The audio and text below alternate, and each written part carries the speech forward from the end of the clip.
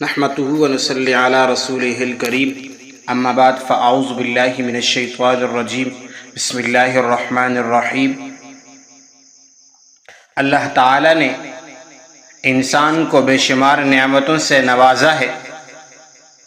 خلق آدم سے لے کر قیامت تک آنے والے آخری بندے تک اللہ تعالی کی نعمتوں کا لازوال سلسلہ اپنے بندوں پر جاری رہے گا۔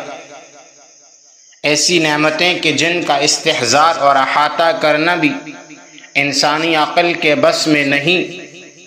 انہی نعمتوں میں سب سے افضل، اعلیٰ، بلکہ یوں کہیں کہ محبوب ترین نعمت انسان کو جو ملی ہے وہ ایمانی دولت ہے۔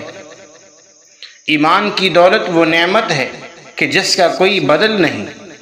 یہی وہ نعمت ہے کہ جو مخلوق کو اپنے خالق کے قریب کرتی ہے۔ جو اس دولت سے مالا مال نہیں، اس کے لیے خسارہ اور بربادی کا اعلان کیا گیا ہے۔ چنانچہ قرآن کریم میں اللہ پاک ارشاد فرماتے ہیں وَالْعَصْرِ إِنَّ الْإِنسَانَ لَفِي خُسْرٍ إِلَّا الَّذِينَ آمَنُوا وَعَمِلُوا الصَّالِحَاتِ۔ قسم ہے زمانے کی کہ بے شک تمام انسان خسارے میں ہیں سوائے ان کے جو ایمان لائے اور نیک عمل کیے۔ تو ایمان ہی وہ قیمتی اثاثہ ہے جو ہر طرح کی کامیابیوں سے انسان کو نوازتا ہے۔ ایمان جیسی عظیم نعمت عطا کرنے کے لیے اللہ نے ایسی عظیم الشان ہستیاں مبعوث فرمائیں جنہوں نے اپنی اپنی قوموں اور امتوں کو راہ راست پر آنے کی نہ صرف دعوت دی بلکہ اپنی مکمل کاوشوں سے بندوں کو اللہ کے قریب کر دیا۔ انبیاء علیہم السلام کے اسی سلسلے کی آخری کڑی جناب رسول اللہ صلی اللہ علیہ وآلہ وسلم تھے۔ آپ ہی کے سبب اللہ نے اپنے بندوں کو ایمان کا تحفہ دیا۔ تو ابتداء اسلام میں اللہ کے نبی صلی اللہ علیہ وآلہ وسلم اور صحابہ کرام نے بہت سی تکلیفیں برداشت کیں، طرح طرح کی آزمائشوں میں مبتلا رہے اور بہت سی مشکلوں کا سامنا کرنا پڑا، لیکن صحابہ کرام اور حضور علیہ السلام کی انتہک محنت، غیر معمولی جد و جہد، جانی و مالی قربانی اور اللہ سے والہانہ محبت کی وجہ سے یہ دین پھیلتا گیا۔ بستی بستی، گلی کوچوں، گوشوں گوشوں تک اسلام کی معطر ہوائیں چلنے لگیں، اور آج سے 1400 سال بعد بھی پوری دنیا میں اسلام اپنی حقیقت کے ساتھ متعارف ہو چکا ہے۔ کوئی ملک، کوئی شہر، کوئی علاقہ ایسا نہیں کہ جس میں اسلام نہ پہنچا ہو۔ تو اس سائنٹیفک دور میں جہاں ایک طرف انسان ترقی کے منازل طے کر رہا ہے، نئی جدید چیزوں سے آراستہ ہو رہا ہے، اچھی زندگی گزارنے کے لیے ہر قسم کے ہنر کا متعلم اور معلم بن رہا ہے، اپنا کمایا ہوا سرمایہ عیش و عشرت میں صرف کر رہا ہے، تو دوسری طرف اسلام کی حقیقت، اللہ کے احکامات، نبی کریم صلی اللہ علیہ وآلہ وسلم کی تعلیمات، سلف صالحین کی زندگی کے سبق آموز واقعات اور اللہ پاک کے بنائے ہوئے دستور حیات سے انسان دور ہوتا چلا جا رہا ہے۔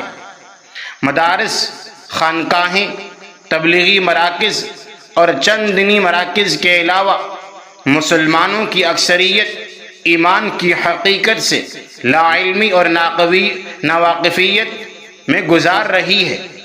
یہ دین چونکہ ہمیں حلوے کی سجی ہوئی تھال کے مانند عنایت ہوا تو ہم نہ اس کی وہ قدر کر رہے ہیں جو اس کا حق ہے، اور نہ ہی اپنی زندگی کو اس دین اسلام کے سانچے میں ڈھال پا رہے ہیں۔ یہی وجہ ہے کہ اتنے اسباب ضرورت، بے تحاشا مال و دولت، ہر قسم کی آسائش مہیا ہونے کے باوجود بھی آج مسلمان پستی کی طرف جا رہے ہیں۔ دنیا کفر اپنی ڈھاک بٹھائے بیٹھی ہے۔ کفار کے رعب و دبدبے سے مسلمان ہر طرف سے پستا چلا جا رہا ہے۔ اسے آج وہ حیثیت نہیں دی جا رہی جو آج سے چند سو سال قبل مسلمانوں کو میسر تھی۔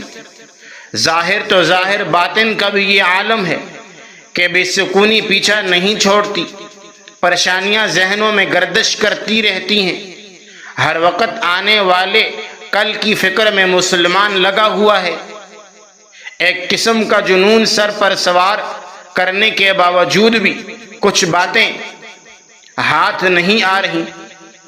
مسلمانوں کے اس ظاہری و باطنی نقصان کا سبب اسلامی تعلیمات سے دور ہونا ہے۔ جتنا زیادہ مسلمان ان تعلیمات سے دور ہوتا گیا، اتنا ہی معاشرے کے اس تاریک بھول اور بہلو میں پھنستا گیا۔ اب اگر مسلمان دونوں جہانوں میں کامیابی اور کامرانی کی آغوش میں آنا چاہتا ہے تو اسے ایک ایسا نظام زندگی ترتیب دینا ہوگا جو ہر طرح سے کامل و مکمل ہو، اور ایسا نظام زندگی ہمیں اسلامی تعلیمات سے ملتا ہے۔ ہم سے گزشتہ لوگوں نے اسلامی تعلیمات سے زندگی گزارنے کے ایسے رہنما اصول نکالے ہیں کہ جن کو اپنانے سے انسان فلاح و بہبود کے اعلیٰ مقام پر فائز ہو جائے۔ اس مکمل نظام زندگی کو اس امت کے محسن علماء اکرام اور سلف صالحین نے اپنی عالمی فکر سے ترتیب دیا ہے، اور ایمان کو 5 بڑے حصوں پر تقسیم کیا ہے، جن میں عقائد، عبادات، معاملات، معاشرت اور اخلاقیات شامل ہیں۔ ان میں سے ہر ایک ایسا جامع موضوع ہے کہ اس پر لاکھوں کتابیں لکھی جا چکی ہیں اور لکھی جا رہی ہیں۔ ان موضوعات کا احاطہ کرنا ہر ایک کے بس کی بات نہیں، البتہ ایک ایسا راستہ دکھایا جا سکتا ہے کہ جس پر چل کر ان موضوعات کی مکمل حقیقت اور ان کتابوں تک رسائی حاصل ہو سکے جن میں ان پر جامع معنی بحث کی گئی ہے، تو ان موضوعات سے اچھی خاصی مناسبت اور انہیں اپنی زندگی میں لانے کا جذبہ پیدا ہو سکے۔ عقائد ایمان کی حقیقت میں سب سے بڑی چیز عقائد کا صحیح ہونا ہے۔ عقیدے کا صحیح ہونا ایمان سے وہ ربط ہے کہ جو روح کا جسم سے ہوتا ہے۔ جس طرح روح نکلنے سے جسم کسی کام کا نہیں رہتا، بعین ہی اگر انسان کے عقیدے میں بگاڑ آ جائے تو ایمان بھی کسی کام کا نہیں رہتا۔ تو پھر عقائد کی بھی 2 قسمیں ہیں۔